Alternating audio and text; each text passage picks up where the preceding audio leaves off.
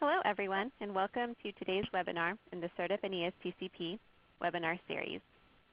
My name is Jennifer Nyman. I'm a principal at Geosyntec Consultants in Oakland, California, and the coordinator of the webinar series on behalf of SERDP and ESTCP. I will be facilitating today's call. The webinar today will consist of a brief overview of SERDP and ESTCP by Dr. Herb Nelson, followed by a list of upcoming webinars in the series. After Dr. Nelson's opening remarks, we will transition to the technical portion of the webinar. Today's event features two speakers within the Munitions Response program area on platforms for underwater and nearshore munitions survey.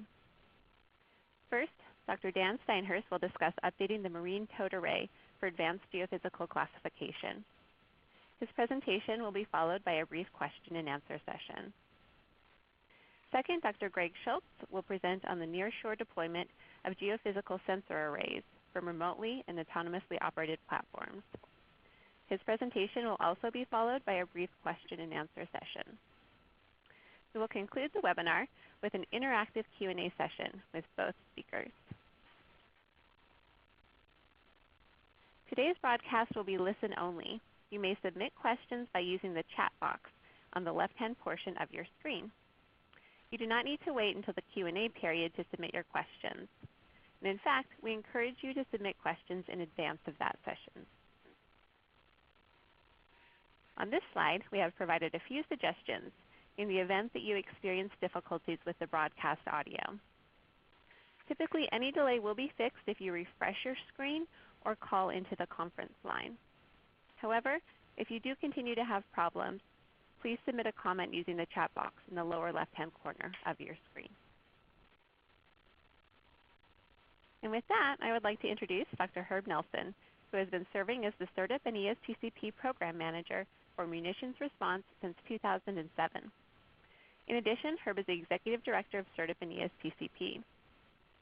Prior to joining SERDP and ESTCP, Herb was a research chemist at the Naval Research Lab in Washington, where his work focused on the detection and classification of buried UXO.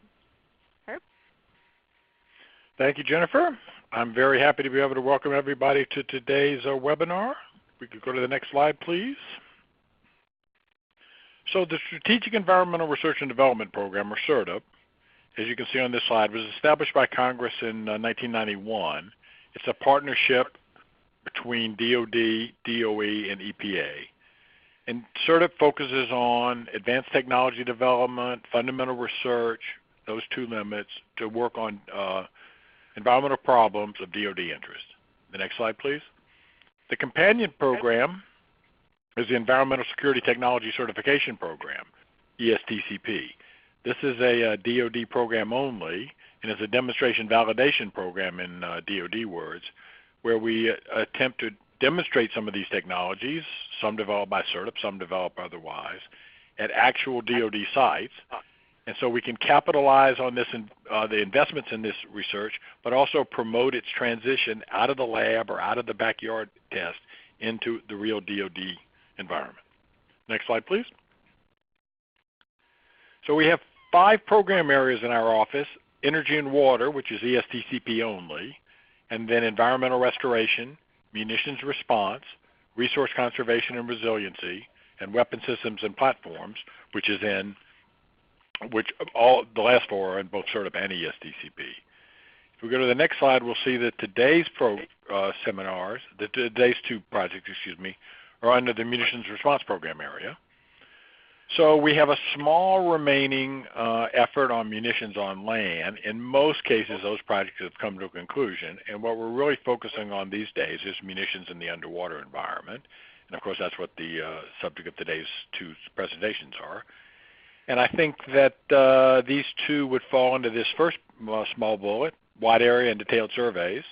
But we also support work in cost-effective recovery and disposal, and just in the general characteristics of munitions underwater, the environment they're in and their mobility, which supports the top 2.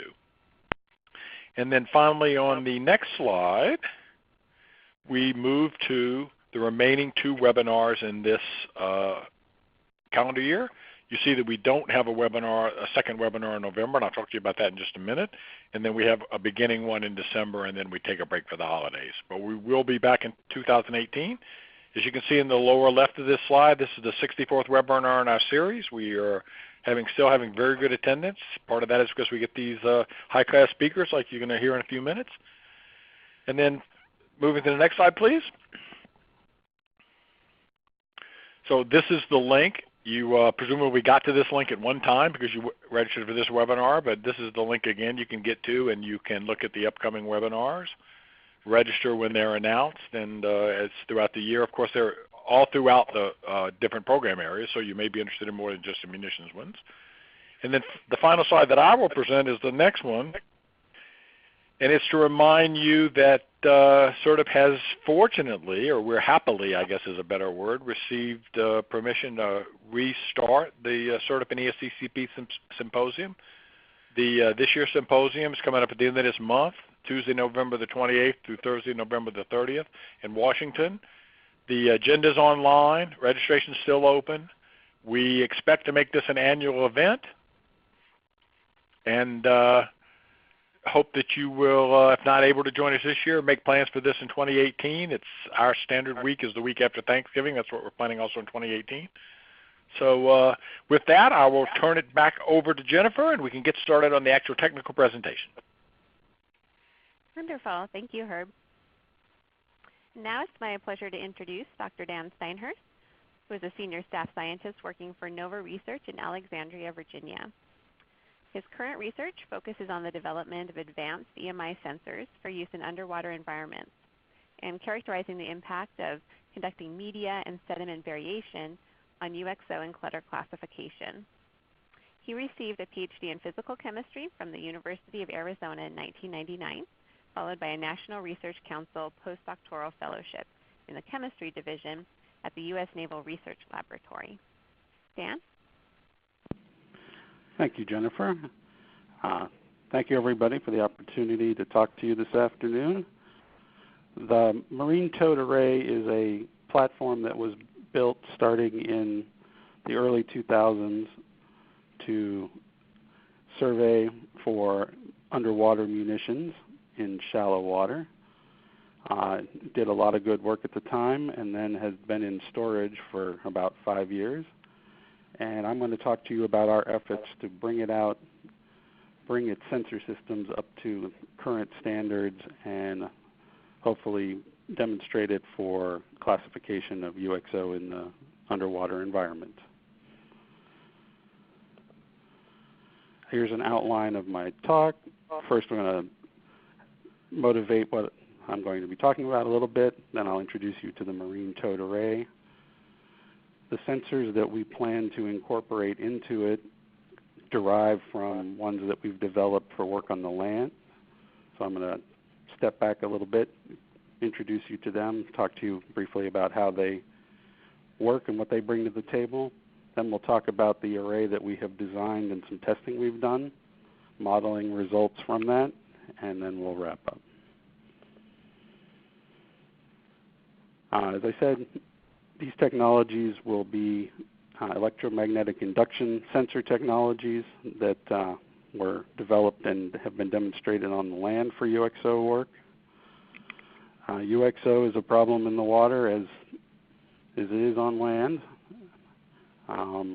Working in the water offers some challenges that you don't have to deal with on land that make our lives a little more complicated. And I just want to mention briefly that, there's work going on in UXO detection and classification with acoustic systems. I'm not going to be talking about those today. And Herb had a much better picture of this than I did, but just to give you an idea of what we're talking about, UXO underwater. These are some pictures from near Vieques. So the Marine Towed Array, it's a flying wing design. It was developed originally with funding from ESTCP and SERDP. It has two different sensor systems in it. First one is total field magnetometers, and the second was a state-of-the-art, for the time, electromagnetic induction system, or EMI system.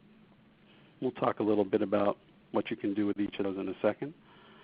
It was successfully demonstrated under a variety of conditions, from rivers to freshwater lakes to the ocean around Vieques. So here are a couple pictures of it in action. You see the white wing flying behind the boat. The autopilot in it can either maintain altitude above the bottom or depth below the water surface. All of the electronics to control it and collect the data are on the boat, shown in the lower left. And I'll show a close-up of the wing on the lower right.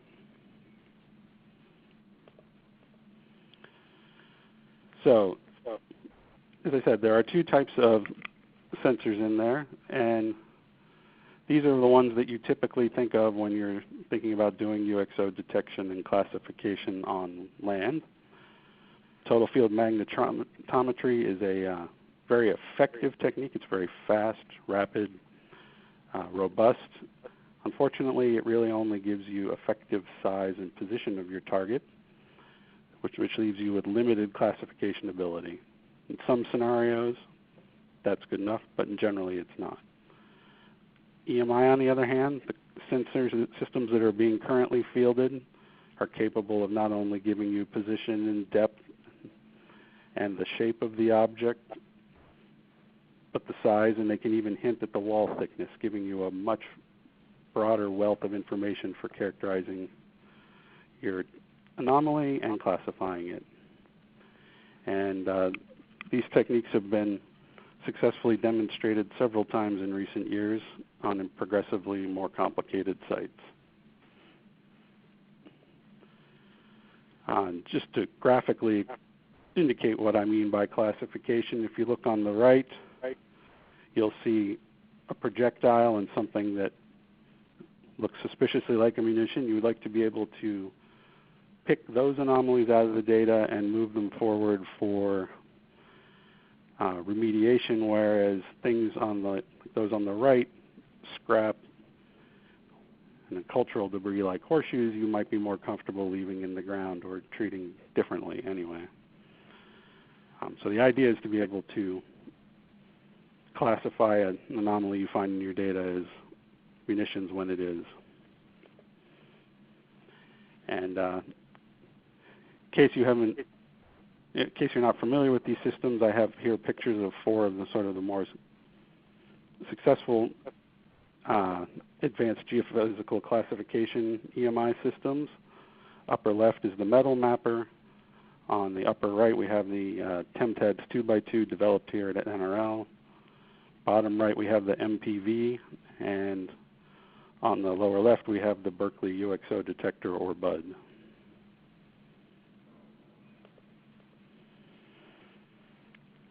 So I said we were going to upgrade the EMI system in the MTA. The original design was relatively low resolution. It had one large transmit loop and 4 half by 1 meter receive coils. The electronics,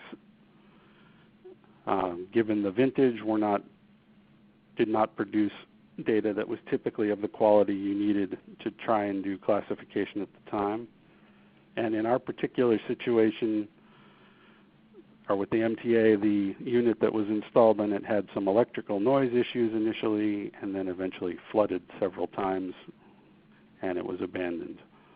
So the MTA at that point became a magnetometer-only system suitable for detecting items. Our plan is to take modern-day electronics and design an array that is a multi-static design. So, if I may flip back for a minute, all of these systems here, I think you would call multi-static, except for perhaps the MPV, where you have multiple transmitters and multiple receivers, and you fire the transmitters in sequence and collect a wide diversity of data.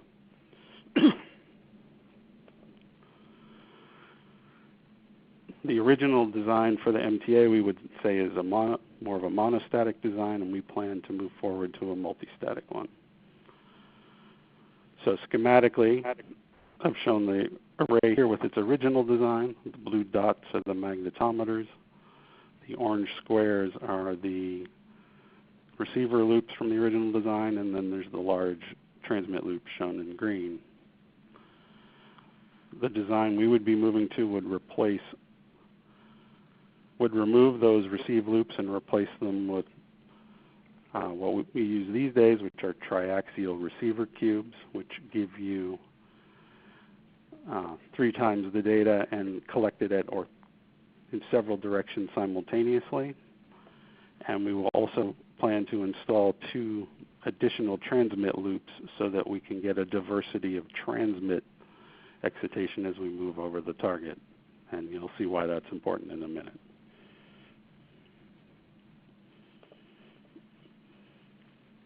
So we had a plan, and we wanted to make sure that it was going to work well, so we built a half-scale model shown here to try out on land. We scaled down everything to half size except for the receiver cubes, because that was not an easy undertaking.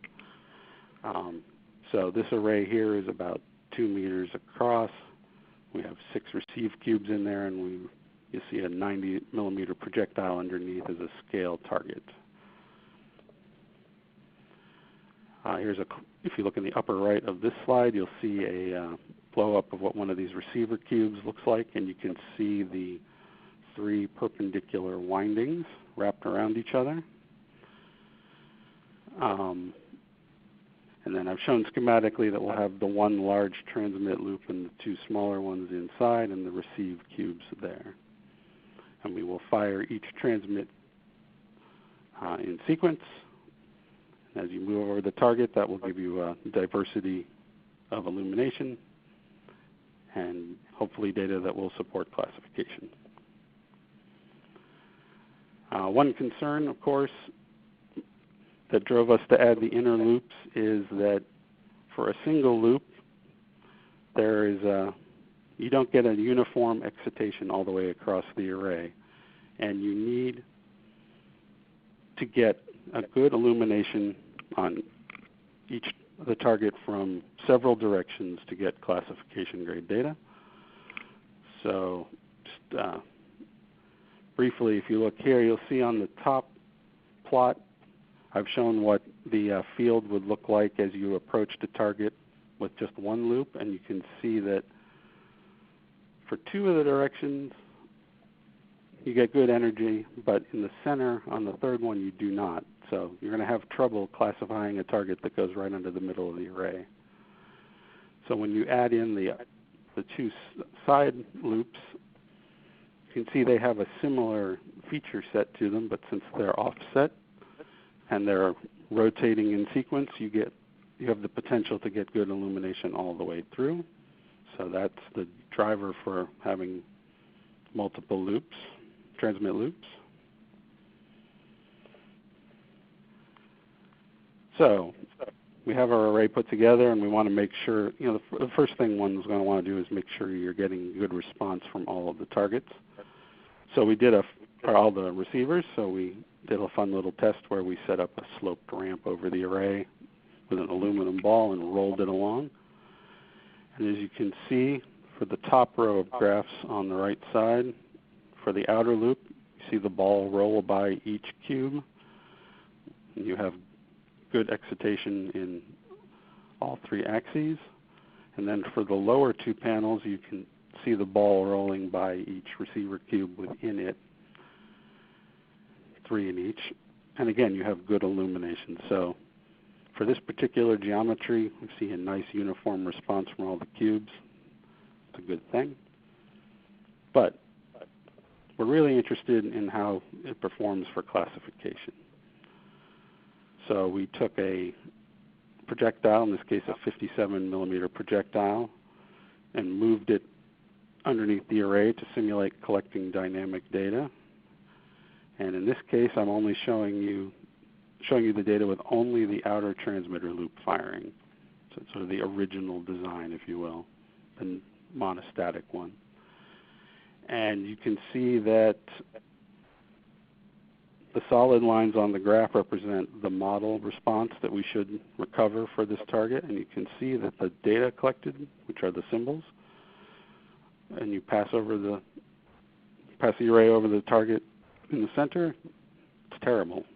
The primary polarization is off the top of the scale. That's not going to work. If you move the target over to the side, it's better, but still not good. So clearly, we are going to need those additional transmit loops. So here we just use the inner loops themselves. We didn't even turn on the outer loop. And you can see that you get much better, you recover the response much better. The data lays nicely on the lines for both a target that passes under the center of the array and one that's offset. And I don't show it here, but if you run all three, it's even better. So rather than try and drown everybody in a long column of numbers from all the data runs, I've picked out 4 that I wanted to show you in particular. If you only use the outer loop itself, you can see that for a shallow target, for targets that are offset, you get good position on them. The positions are recovered to within a few centimeters, but the match to the targets in our library, the way you would do classification, the matches are terrible. The match number usually runs from 0 to 1, 1 being perfect. You can see these are 0.85 and lower, which you would not consider a good match. If we use the inner loops only, you see a modest improvement in the positioning. Moves from 4 to 3 centimeters, but the library matches are significantly better, 0.999, 0.97. What I haven't shown here is for targets under the center, for the outer loop only, the library match doesn't even converge. It's that bad. So we need all 3 loops. At least the 2 loops and preferably all 3. So we collected some data and that was nice, but to give yourself some more confidence that these are that what you're doing here makes sense, we developed a model where we could take, using the data that we collected, where we could pick arbitrary sets of orientation for the target and geometry with respect to the array, and run simulation after simulation after simulation, and that's the gray dots you see on these plots. And the solid curved line is the median of 1,000 simulation runs covering this phase space. And the solid dashed lines indicate the edge of the array. And so we designed this model, and we've simulated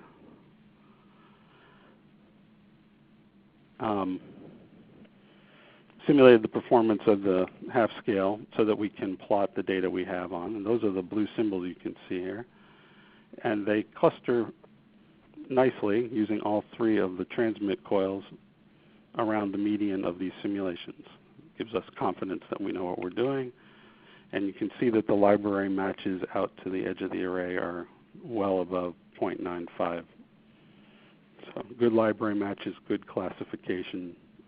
The model is predicting it correctly. The plot on the right is where we only use the inner 2 loops. And you can see that the performance is slightly degraded. So there is a benefit to having all 3 loops and not just the 2. So that was simulating the array that we collected the data on.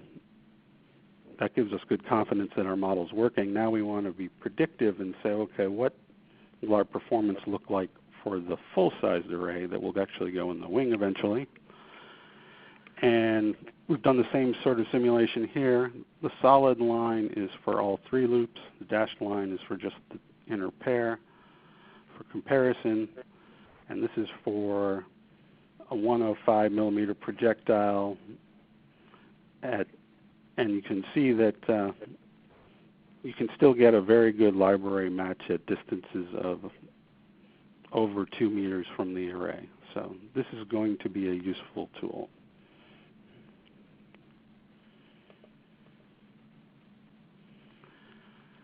So with that, we've designed the array that we want to put in there, validated it. The model gives us data that gives us confidence that it's going to perform correctly. The model that we have made gives us confidence that the full-sized array is going to work. And we're excited to get this built and into the water so that it can be working on underwater UXO problems for everyone. And with that, I would just like to thank the members of our team that helped do all this. My colleagues at Leidos, the Virginia Institute for Marine Sciences, AGC Pro, and Acorn SI. And with that, I'd like to thank you all for listening. Thank you. All right, thank you very much, Dan. And we have received a couple of questions from the audience.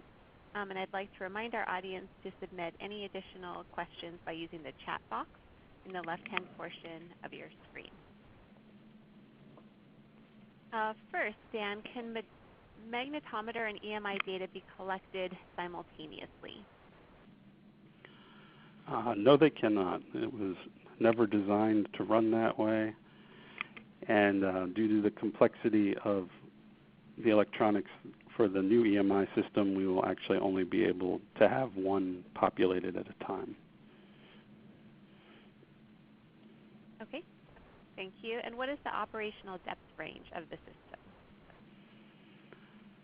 It's been used in water as shallow as 2 meters in a previous demonstration off of Blossom Point here in Maryland. And the tow cable can allow it to go down to depths of 60 feet, but it becomes harder to control at those depths. So that's sort of the limit of where you can take it to. Thank you. And can you comment on how the MTA performs in challenging environments, such as in volcanic environments where the seafloor is rocky or has a high relief, or has substrate with a high iron content?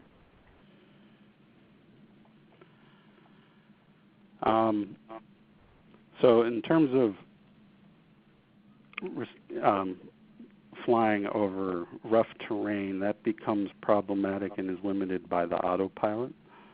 It typically flies about a meter and a quarter above the bottom, and if it's smoothly varying, it can follow it. It has more trouble. You have to fly it higher to avoid risking smacking it into the ground on more rough terrain. In terms of volcanic soil, I personally only have experience with these sensors on land on volcanic soil, and the background that you see from them is higher than you would find in more benign areas, but it is manageable. So it will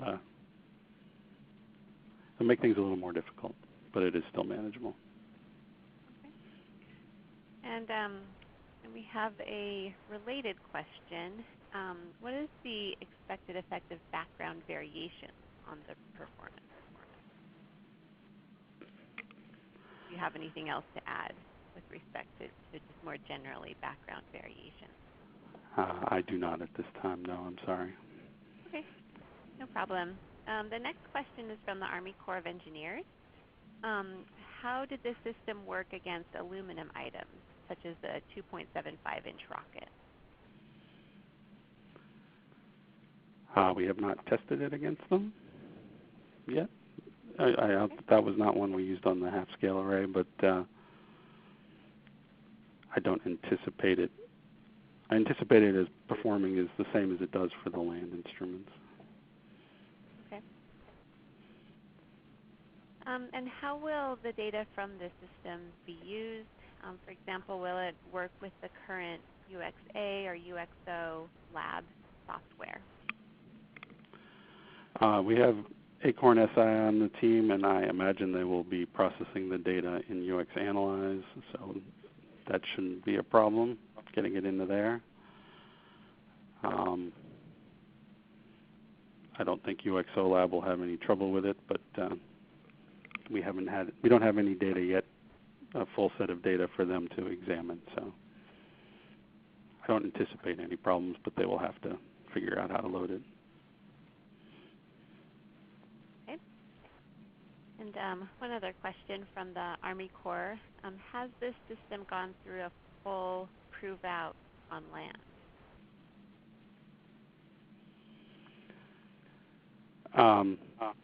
We haven't actually constructed the full-sized array yet, so no. But we've done some fairly extensive testing with the half-scale version on land with a couple, 3 or 4 targets, and we've also verified that we can make the transmitter run at the current levels that we require to get the transmit moment that we want, and that was successful as well.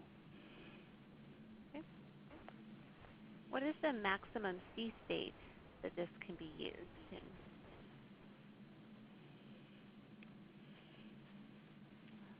I have to admit I don't know enough about the definition of sea states to answer that, but I think relatively calm. Okay. Perhaps someone can correct me on that. All right. And what about, have you looked at optimum tow speed? It's relatively slow, to keep, which works well with the getting a sufficient data density as well, but it's a few knots. I think in shallow water it has to go as slow as 2 knots, and it's more like 6 in more open water.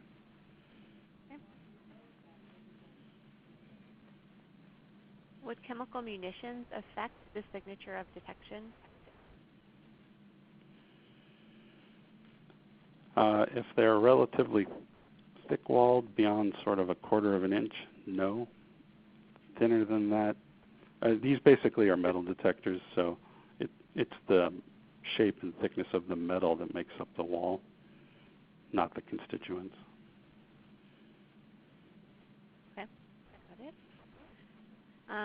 And will the same library that is now used for land-based systems be used for this marine system? I would anticipate so, yes. Okay. And the examples that I showed use the standard library for the responses. Okay. Are there any concerns with implementing the EMI transmitter array for the marine environment? Yes. In some of our other underwater projects that we've been working in, we've come to learn that transmit coils need to be insulated from the seawater. Otherwise, the system becomes very noisy, the signals that you receive. So you need an inch or so of insulation around the windings. So we'll be taking that into account as we lay out the coils for this. Okay. The next question is, can you comment on how queuing anomalies will be classified, or how do you propose that queuing anomalies will be classified? This is designed as a dynamic system, so we don't intend to collect queued data with it. Okay. There is a related system that's being demonstrated now by ESTCP that's designed to be queued with similar technology, where they would just set it on top of the anomaly location. Okay, thank you. And we have just a couple more questions before we move on. First, where was this marine array validated, and when was that validation done?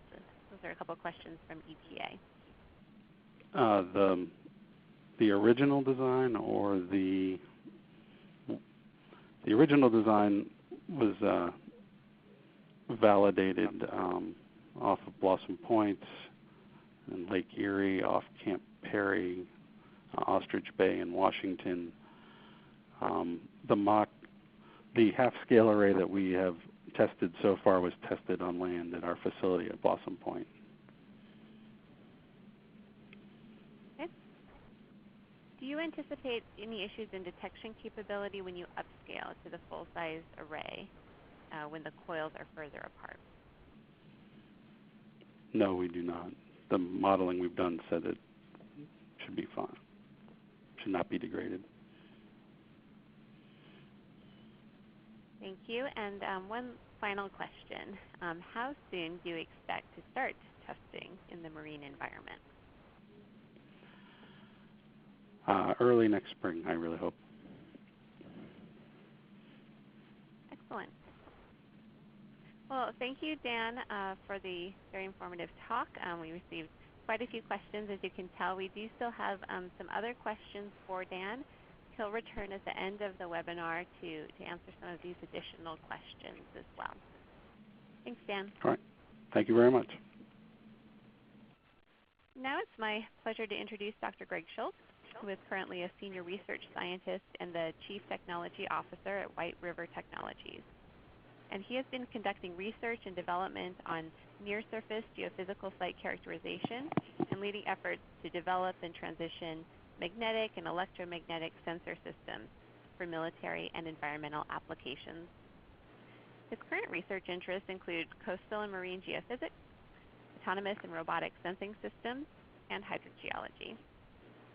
Dr. Schultz received his PhD in geophysics from the Georgia Institute of Technology. Greg?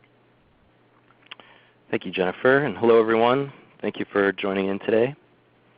So I'd like to build a bit on the discussion of advanced EM systems for underwater UXO that Dan kicked off. And particularly, I'd like to share some recent work to deploy these sensor systems on unmanned platforms. We're specifically looking at filling gaps where diver or boat-deployed systems are challenged. And so I'll be talking today about aspects of the underwater UXO problem or problems that may be addressed through the integration of EM arrays and various versions of unmanned underwater platforms. We'll have a look at the types and features of the platforms in order to highlight challenges and considerations of particular implementations, deployment modes, and also present some recent results, recent testing with lessons learned, as well as where things are headed in the future for these systems. With about 400 identified underwater UXO sites, plus or minus, covering potentially tens of millions of acres of underwater area contaminated with UXO, and then combine that with the high costs associated with underwater operations, this problem begs for technological solutions. So currently, diver and towed sensor systems tend to be pretty limited in their overall effectiveness, or at least they have some limitations. And these limitations are particularly acute in nearshore areas where exposure pathways and some of the more interesting UXO sites exist. So what technologies can be leveraged to address UXO at these sites? That's what we'll be looking at in this presentation. So first, let's take a look at traditional manned approaches. Probably the most common approach is to deploy divers for UXO remediation or investigations. But limited dive times and the need for humans to support them tend to make things pretty expensive. Towed sensors have also been used, in some cases, like Dan has shown with the MTA, very effectively. But they do have their limitations. It can be tough to control their depth and motion. And with a few exceptions, they've been limited to magnetic sensors only. So in any case, the traditional approaches tend to limit the overall awareness of the bottom, whether it be with divers or vessel-deployed towed systems. The overall awareness of the bottom is limited, and we don't really provide any real-time awareness or adjustability of the system for the bottom conditions.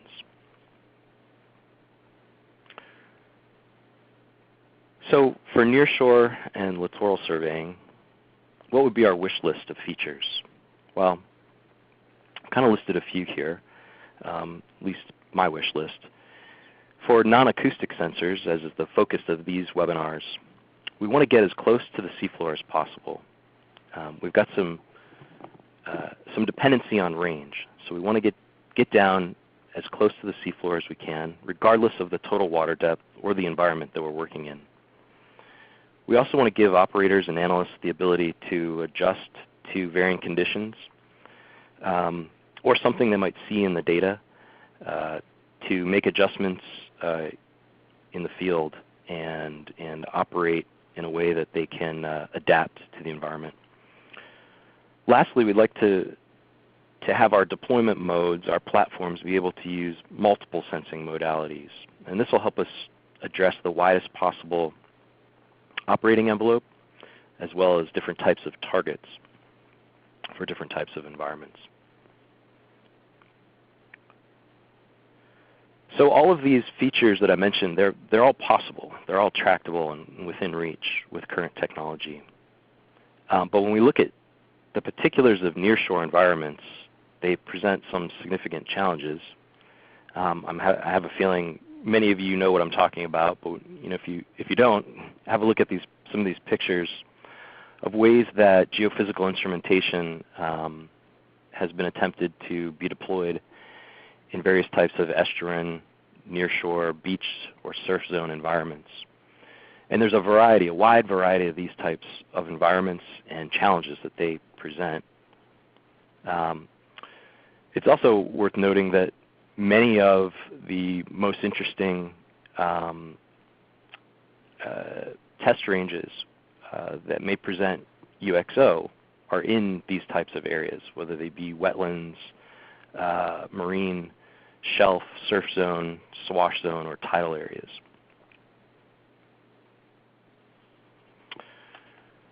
So recently we've been working to help answer some specific questions to help fill the gaps in these areas, like what's possible with the current emerging unmanned technologies. What can we do? How can we combine geophysical systems, and in particular here electromagnetic arrays, with unmanned systems to fill some of the gaps where current systems can't quite get us to?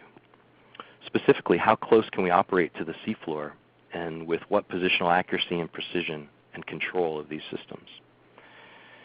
And then lastly, and this was not necessarily something we set out to do, but when we started doing testing with these systems, we realized that we need to get a better understanding at these sites how we can measure performance for these systems. There's a number of challenges related to the site conditions in understanding how to actually measure the performance that we don't have on land. So when we're evaluating the various versions of unmanned systems, there's always trade-offs to consider, of course. There's things like depth and duration of the integrated system, the sensor plus the platform. When the platform is combined with the sensor, what additional challenges or complications might exist for launching and recovering the system? And then when it's in the water column, how well can it swim or move around under various conditions? We've got hydrodynamic conditions, we've got interaction with the bottom and variability in the bottom, as well as launch and recovery access to the site that we have to consider. Another consideration is in terms of sensor integration. These are generally constrained by the normal factors such as size, weight, and power, but also cost and platform noise interaction and the level of autonomy that you want the system to have or should have for various missions. So for ROVs, remotely operated vehicles, and these are generally tethered to the surface with topside support and real-time awareness of what's going on, but not always. For these types of systems, there's basically two categories to consider. There's the smaller inspection class ROV systems, and then there's kind of the other end of the spectrum, the larger workhorse class ROV systems. Some of the more popular ones are shown here in the pictures, like the Seabotics LBV systems, Saab, Subsea, has their line of ROVs from the small to the big guys from left to right in the figure here. And then there's specialized systems such as the hybrid ROV AUV system shown on the bottom. And each system's specifications or features can affect how the EM array is integrated. For example, whether or not the system is tethered, or how it's launched, or how much thrust capability it might have big effects on its maneuverability and when and how it can be launched or a site can be accessed with one of these systems. So here's an example of a maneuverability comparison of integrated EM with an ROV. And here we did testing where we deployed it on 2 different ROVs. On the left is the hybrid AUV system. So this is a bit bigger than the smaller inspection class ROVs, has more thrust and stability. And then on the right is the Seabotics VLBV, vectored LBV system that's quite popular for ROV-based inspection. And what we're showing here on the top part is a comparison of the 2 systems for the bottom following exercise. And in both cases, we were able to achieve bottom following less than half a meter, or within about a meter, half a meter from the sea surface, within a few centimeters, so we can control that for the sites that we tested at.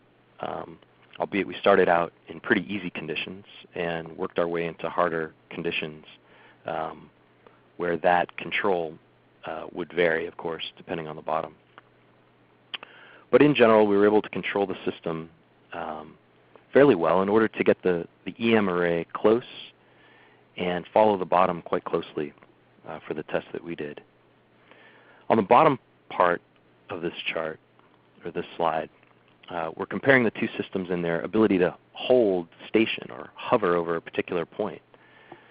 So in the first example, we're following the bottom in a dynamic survey. And on the bottom here in the second, we're comparing the station keeping capability. And you might think of this as an ROV system controlling a cued sensor that might want to hold over a station, or for various other missions where you might just want to keep the system at a particular waypoint. So in both cases, the ROV control we found to be quite good. It does depend on the type of positioning and control system that's implemented on the ROV. But in our cases, we were able to control with the EM array hanging off the system at some distance to reduce the noise on the system from the platform. We were able to control the system quite well. So next we look at waypoint navigation. Of course, this is very important for DGM surveys underwater, and even for classification level dynamic surveys like Dan was talking about, implementation on these unmanned systems. So this is also highly dependent on the quality of the position. And don't forget, these ROV systems are completely underwater with no exposed GPS mass, so there is no GPS positioning. So we're reliant on the vast array of underwater positioning technologies that you can choose from, and the variability in the quality of those. So for our tests, we utilized ultra-short baseline acoustic positioning, as well as taking that USBL data and combining it together with inertial and Doppler velocimeter data to try to improve the positioning accuracy as we go along and try to hit these waypoints along about a 40 or 50 meter transect in this case. And you can see we're hitting the waypoints within about 30 or 40 centimeters. So again, it's not GPS quality, and that's a significant factor in underwater systems, is how the positioning affects both detection and characterization of targets in dynamic and in static, or the case I showed, hovering mode missions. But in this example, we're showing that we're hitting the waypoints within tens of centimeters, and that allows us to detect seafloor targets, as you can kind of see in the bullseye plot, within about a 1 meter or so halo. So here, what if we want to do more than just detect the objects? What if we want to use advanced geophysical classification, as Dan was mentioning, take advantage of the advances that have been made in land-based EM systems and apply them to the underwater case? So we need to consider adapting the form factor of these arrays and their integration onto the platforms, such as those shown in the top right here for three-dimensional illumination or multi-angle illumination of targets to get that classification level quality data. And most of the configurations on land fire in sequence transmitters generally to excite along orthogonal axes, like firing on an X, Y, and Z transmitter at a particular position or cued over a particular spot. But dynamic classification is also possible, and in the underwater environment might be advantageous in terms of efficiency and dealing with the underwater environment in general in terms of hydrodynamics, interaction with the bottom, etc. So as shown on the bottom, where the sensor moves around relative to the target, that can add to the angular illumination for target discrimination.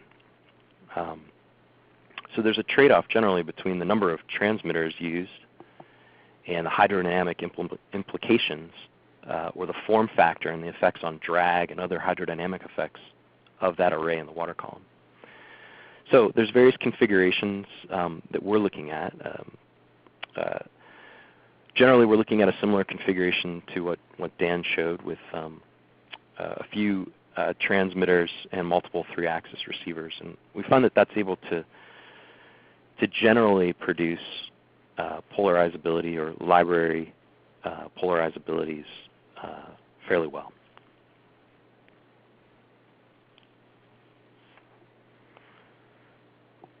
So the next example shows a demonstration over a target field where we laid out a bunch of UXO targets on the seafloor a few miles off the lower Florida Keys near Boca Chica Key or Key West in southern Florida. And here we tested coverage over a grid area for both detection and localization of the targets that we laid out. And as you can see in the map, we didn't get perfect coverage over this area, like a few gaps.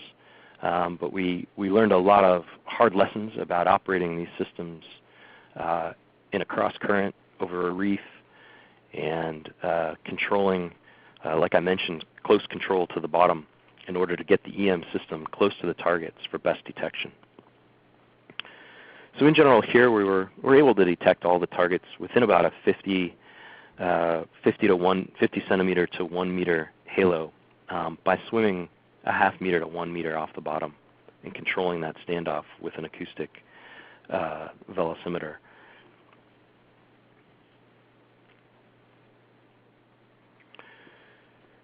So I kind of want to shift gears a little here and talk about in areas where ROV-based access, swimming platform, unmanned platform access isn't possible, like in the surf zone or in more complex areas where you might want to transect between onshore and offshore.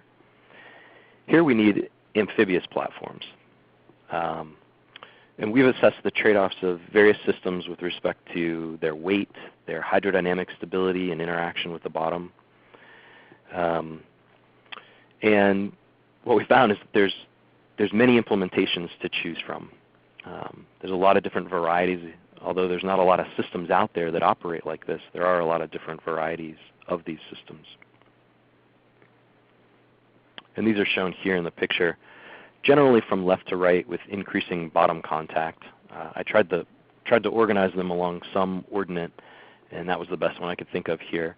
But you can see they come in various sizes and shapes, from small man-portable systems to giant trenching and cable laying systems used in the offshore industry. So those are all candidates for amphibious platforms. But two particular versions that we've tested are shown here: a vehicle-width surf zone crawler, so about a 2 meter wide array extended off of something the size of a small car, or maybe like a UTV system. And we're also working with a group that's developing a smaller man-portable bottom crawler to integrate an EM system on that as well. Both are integrated with this 3D EM array that we call the Flex-EM, and its topside navigation and data processing software. And you can see kind of the topside control systems and what's available to the operator on the bottom left. The array is a 2-transmitter 6 receiver and has 3-axis receivers all across the array. It's fully marinized and can operate down to about 300 feet water depth. So that system is generally towed behind these crawlers. And for towing these kinds of arrays through the surf zone, there are the main considerations to trade off are crawler noise, tow length, and the turning radius and stability of the tow sled in this case. So in addition, here we can use GPS by extending it along a fairly tall mast from the crawler system. But in this case, it's far away from our actual sensing element, so there's some additional considerations in terms of the geometry and how much error that might pose in our positioning.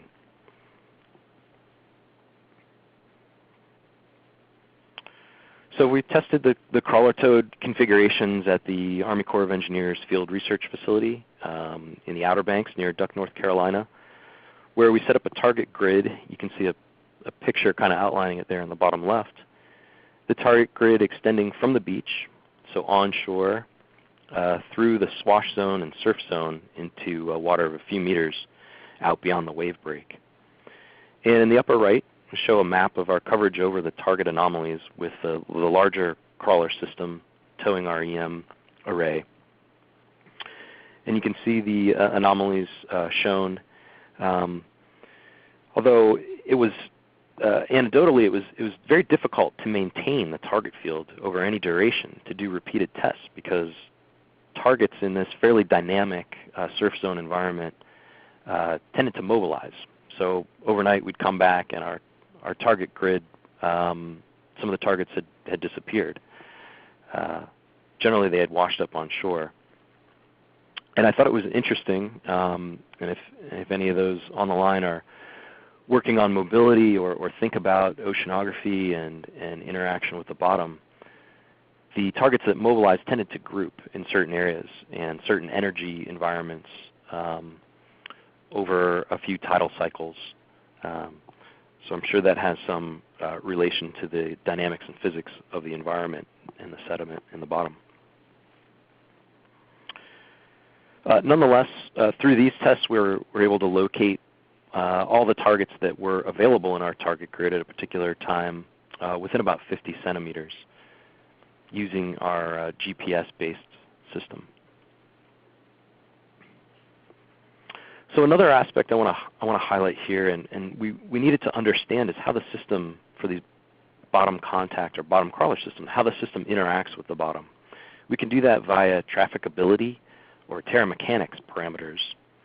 And here I'm just showing an example where we've measured acoustic impedance on the crawler as we traverse, at the same time that we're measuring the tow pull force along a cross-shore transect going from the beach out into the water through the surf zone. And in general, this can define the general bottom hardness or bearing strength that the bottom can withstand at a particular site.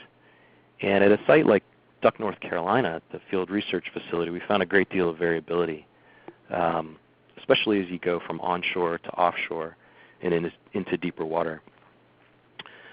But in general, that bottom hardness type of parameterization can help us predict or prevent traction issues.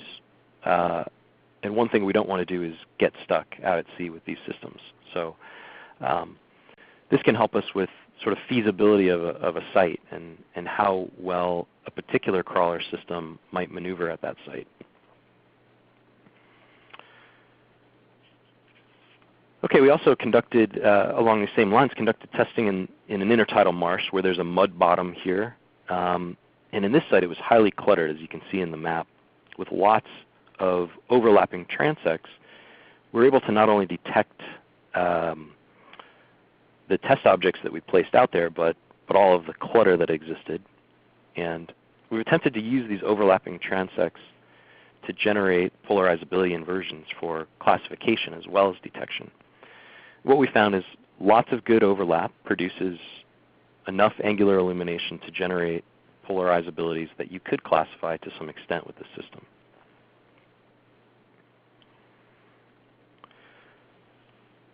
So we think this type of work has helped to define the overall operating envelope of unmanned platform arrays, with crawlers operating effectively in the surf zone and water up to 3 to 4 meters where the GPS mast can extend. And that extends with some overlap with where ROVs tend to be optimal. Operating over small areas, the ROVs are more effective in small areas, in water depths greater than 2 to 3 meters where they can maneuver. Of course, there's various factors that affect both systems in terms of hydrodynamics and interaction with the bottom. So that brings us to the conclusion that unmanned platform-based electromagnetic system deployment can fill the gaps where divers and towed arrays don't tend to work well. And in particular, they can help with control close to the seafloor. They can also give us access with geophysical systems in areas where operations are particularly challenging, nearshore areas, surf zones, and difficult bottom conditions like mud and muck in estuaries. But lastly, and maybe most importantly, they can help us to reduce the overall costs by presenting a more effective mobility or deployment mode in these types of conditions. So with that, I just want to mention that we're continuing with new system deployments with a couple different SERDP and ESTCP projects, as well as other projects with some of our collaborators for different types of systems to provide a variety of options for different site conditions for UXO surveys. And then finally, I just want to mention that marine system R&D, especially doing this type of system development and testing, is of course a multidisciplinary effort, and most of the work that I was showing here was done by people other than myself. And so I'd like to acknowledge the team of collaborators for the projects that I've shown today. Thank you. Okay, thank you very much, Greg. We have received a number of questions already, and I'd like to remind our audience to submit additional questions by using the chat box on the left-hand portion of your screen. The first question, Greg, is have these systems been tested operating from a boat moving into the beach for the less accessible surf zone and beach area? Only the ROV systems have been tested from a boat. The crawler systems that would go offshore to onshore have been tested from land-based topside control stations. So we haven't put a control station on a boat, which is done in offshore engineering applications yet. But it can be done. Okay, thank you. The next question is from the Army Corps. Working in the surf zone at the 1 to 2.5 meter depth, how is stability maintained versus the accuracy of the characterization? Yeah, that's a very good question. So stability for swimming, unmanned platforms that are swimming is generally through thrust capability. So of course that comes with a trade-off. Larger systems, larger thrusters, more power is required. For crawler systems, there is certainly a trade-off, a direct relationship between the weight of the system, its traction capability or sinkage into the bottom, interaction with the bottom, and its stability. So in nearshore, in the surf zone areas, what we found is that there's a certain sort of sweet spot between the weight of the platform, its interaction with the bottom, and its hydrodynamic stability. Okay, thank you, Greg. What is the ballpark production rate for the ROV and the crawler? So based on our tests, which aren't aren't yet comprehensive, but the ROV coverage rate is roughly 4 to 5 hours per acre. I think that translates to about 10 to 15 line kilometers per day, roughly, depending on how you like to spend your day. For the crawler, it's a bit better, about twice as good, 1 to 2 hours per acre, and roughly 20 to 25 line kilometers per day. At least that's what we project from our testing. Thank you. For the ROV, how would you overcome the need to map out UXO with GIS plots if GPS is not used? That's a good question. I guess if you have GPS waypoints that you want to achieve, you've got to work in translate the error, between your GPS positional accuracy and that you get with underwater positioning systems, in particular USBL. Okay. The next question has to do with rocky or bouldery bottoms. You showed some sites with sandy or muddy bottoms. What if the bottoms are rocky or have boulders? Yeah, that's a good question. Of course, a swimming platform, that can detect or follow the bottom in those conditions may be a solution. But in terms of the bottom contact or crawler systems, the track-based systems are pretty remarkable in terms of their maneuverability and ability to crawl over things. But there will, of course, be limitations. My guess with most systems, it's a step of 1 to 2 feet becomes kind of the limit for those types of traversing over those types of sites. Okay, thank you. What is the typical daily cost rate for everything needed to operate some of the larger systems like the HAUV? Yeah, that's a really good question. So that it varies quite a bit with the topside support or what vessel it's operated from. The HAUV could be operated from land, for instance, if you're doing nearshore sites. You just have to manage the tether, and that would reduce the cost significantly. I think on the high end, these things are in the thousands, maybe even exceeding 10,000 per day type of operating rates. But again, there's quite a bit of variability in the vessel support, and topside support generally is where the costs vary quite a bit. As a follow-up, how many people are required to support the unmanned systems in the field? Yeah, in both cases, you're looking at a 2 to 3 person, ideally 3-person team to operate these, which is pretty similar to topside support for dive operations or for a vessel crew. So in very simple situations, you might be able to get by with 2, but I would say a minimum of 3. Okay.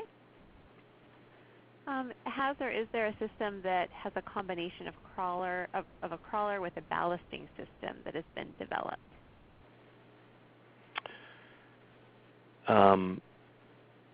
Yes. There are crawler systems, if I understand the question correctly, there are crawler systems that have dynamic ballasting that have been developed mostly for recovery. Should there be a problem with the system, it fails to operate, and they want to recover it at the surface, it can essentially inflate some balloons and float to the surface. Those systems do exist, and that technology is in place with many of the crawler systems. Okay. How can the maneuverability of ROV or crawler-based EM systems be improved? I think the key to improving the maneuverability for these systems is probably related to tighter integration of the sensor array, the transmitter and receiver components with the vehicle platform. generally the problems come with launch and recovery as well as maneuverability in the water. So there's always this trade-off, that in general smaller systems tend to be easier to launch and recover, but more difficult to operate and swim in the water column. Okay. Is anyone looking into being able to tag the ordnance once it's found in order to track its movement? Since the seafloor is dynamic and the time from detection to removal could result in the item moving some distance. Yeah, that's a great question. I'm not aware of any particular work being done for UXO, but I know there's some groups working in the Navy for mine countermine measures. Woods Hole Oceanographic Institute in particular, who's developed a marking system for unmanned platforms. So if they find something, they can mark it on the bottom, and I believe that's an acoustic pinger that they could then use to reacquire that position or that anomaly later on. Okay, great. Can data be received real time from these systems, or does it have to be downloaded directly from the equipment? So in general, we've been working with systems that have live data feeds. So all the data is either tethered or wirelessly linked back to the topside control station. So yes, all of the data is acquired real time at the surface or on the surface vessel. Okay, thank you. And we'll have just one more question for Greg before we bring Dan back and ask some more questions of Dan and both of our speakers today. To wrap up in this Q&A session, Greg, could you comment on what the main barriers are for utilizing unmanned sensor systems for production MMRP? Yeah, currently it's the lack of systems that integrate both unmanned technology and the sensor systems themselves, as well as high-resolution positioning. You also have to have operators that may need specific experience, not just with ROVs or unmanned systems, but with those that have sensors on them, because there's a few additional things to be looking at, making sure that the health of the system, the sensor is good, as well as the mobility system, or ROV. Luckily, there's a good pool of systems out there to work with. There's a large rental pool and a lot of manufacturing. There's an increasing number of unmanned systems, kind of an explosion of unmanned systems for the underwater environment recently. So there's a lot more choices. Okay. Thank you very much, Greg. And at this time, we'd like to bring Dan back. And we have one more question for Dan specifically, and then some general questions for both of our speakers. Okay, I'm back. Dan, hi. The question for you is, where is your next ROV test going to be if needed? And is there presently funding, and is that moving ahead? We're not testing ROVs. Okay, sorry about that. Not sure I understand the question. Maybe that was a question more for Greg. Yeah, for us, the next ROV tests,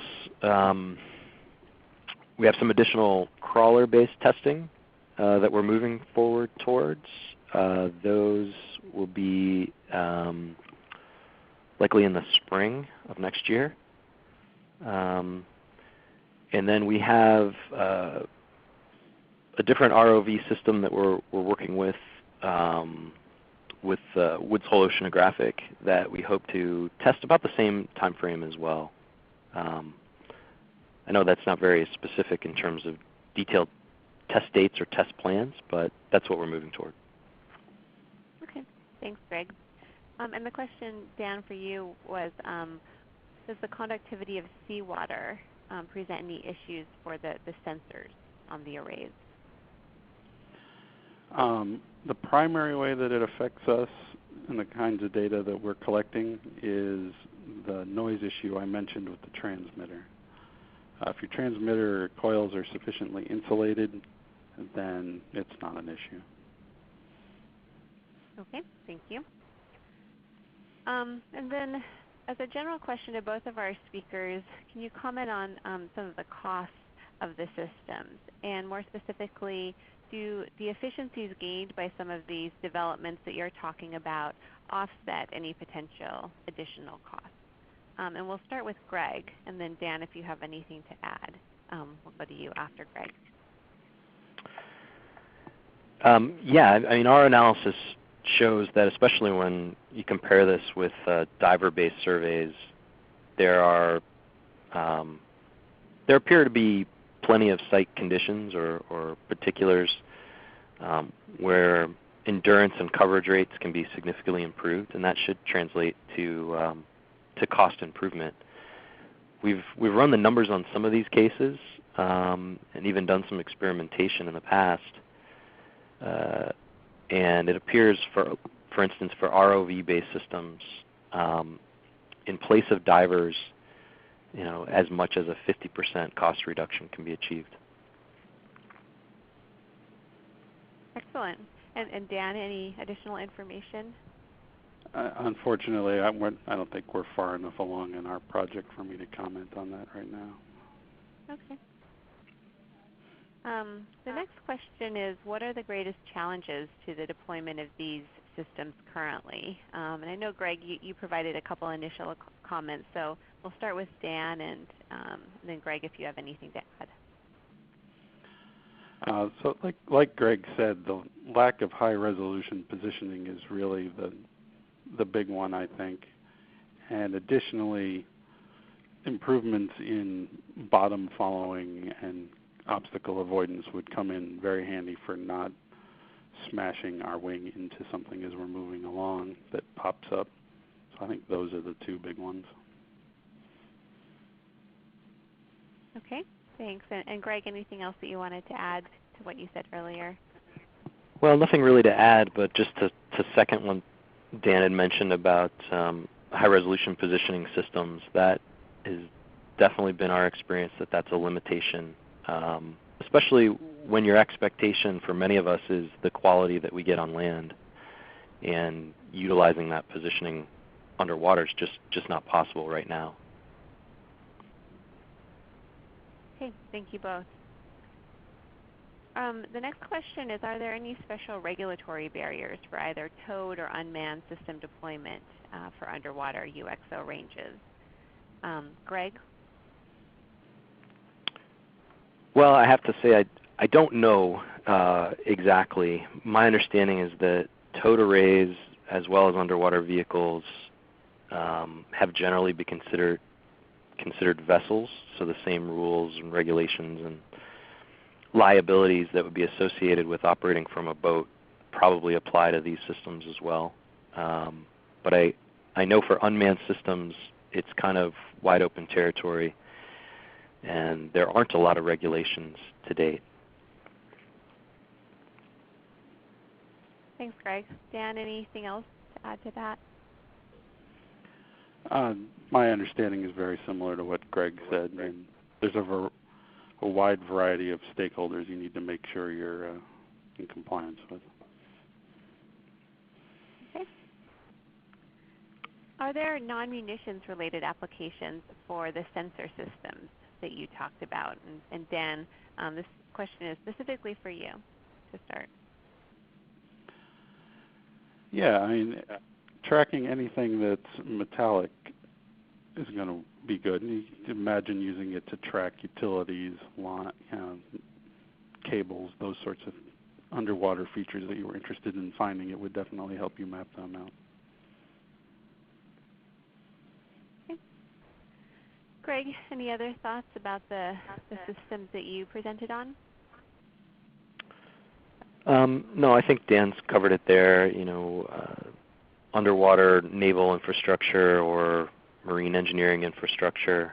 There's plenty of metal pieces in those that are not UXO that might be of interest to characterize a site. Okay.